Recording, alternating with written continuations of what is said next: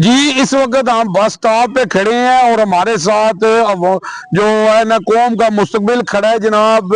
Young लड़के खड़े हैं, आए बात करते हैं जनाब इनके साथ। जी अस्सलाम वालेकुम। वालेकुम सलाम। जनाब क्या हाल है जनाब? जी ठीक है? अल्हम्दुलिल्लाह ठीक क्या है। नाम है आपका जी? मोहम्मद उस्मान नाम है। मोहम्मद उस्मान साहब माशाल्लाह जी। ते किहड़ी जगह तो हो तुसी? मैं डुमेली से हूं। अच्छा डमेली तू हो। जी अच्छा हुण तुसी डमेली तू पहला आंदे हुंदे सो ते किस तरह आंदे हुंदे सो? पहला जी लोकल ही आंदे होंदे ते किन्ने पैसे लगदे सन? तकरीबन 300 की लग जांदा सी इत्थे जलम का रोज रोज 300 रुपया 300 रुपया। ते हुण तुहाडे किन्ने पैसे लगदे? हुन फ्री आंदे हैं जी बिल्कुल।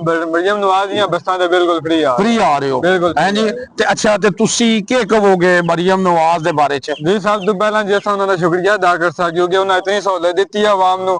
बहुत बहुत शुक्रिया उन्हां दा।